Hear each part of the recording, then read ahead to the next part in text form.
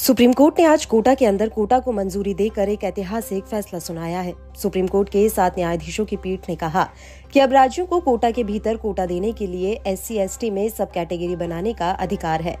Court ने कहा कि किसी भी सब कैटेगरी को 100% आरक्षण नहीं दिया जा सकता। चीफ जस्टिस DY चंद्रचूड़ की अध्यक्षता वाली पीठ ने माना है कि SC/ST आरक्षण के तहत जातियों को अलग से हिस्सा दिया जा सकता है। 7 जजों की बेंच ने बहुमत से ये फैसला दिया है। सुनवाई के दौरान कोर्ट ने कहा कि जिस जाति को आरक्षण में अलग से हिस्सा दिया जा रहा है, उसके पीछे पिछड़ेपन का सबूत होना चाहिए। शिक्षा और नौकरी में उसके कम प्रतिनिधित्व को आधार बनाया जा सकता है। सिर्फ किसी जाति की संख्या ज्यादा होने को आधार बनाना गलत होगा। अदालत ने कहा कि अनुसूचित जाति वर्ग एक समान नहीं है। कुछ जातियां ज्यादा पिछड़ी हुई हैं, उन्हें अवसर देना सही है। हमने इंदिरा साहनी फैसले में OBC के सब क्लासिफिकेशन की अनुमति दी। ये व्यवस्था अनुसूचित जाति के लिए भी लागू हो सकती है।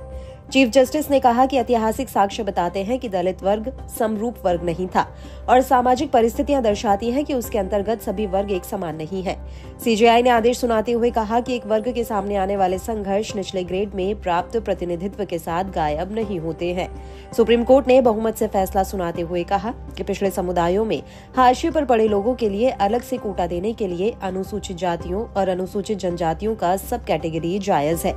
जस्टिस बेला त्रिवेदी ने इस पर असहमति जताई। CJI DY चंद्रचूड़ की अगुवाई वाली संविधान पीठ ने शीर्ष अदालत के 2004 के उस फैसले को पलट दिया जिसमें कहा गया था कि राज्य सरकारों को आरक्षण देने के उद्देश्य से SC की सब कैटेगरियां बनाने का कोई अधिकार नहीं है। हालांकि कोर्ट का ये भी कहना था कि सब कैटेगरी का आधार उचित होना चाहिए।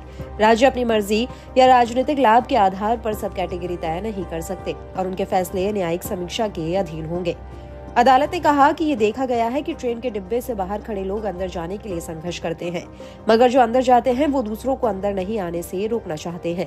जिन लोगों को सरकारी नौकरी मिल गई है और जो अभी भी गांव में मजदूरी कर रहे हैं, उनकी स्थिति अलग है।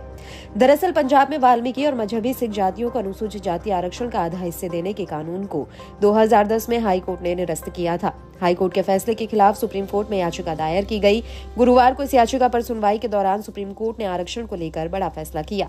माना जाता है कि SC/ST कैटेगरी में भी कई ऐसी जातियां हैं जो बहुत ही ज्यादा पिछड़ी हुई हैं। इन जातियों के सशक्तिकरण की सख्त जरूरत है। ये एक 7 जज बेंच का डिसीजन था जो आज आया है। इसमें 6 जजेस ने अपना ओपिनियन दिया है और एक उसमें डिसेंटिंग रहा है।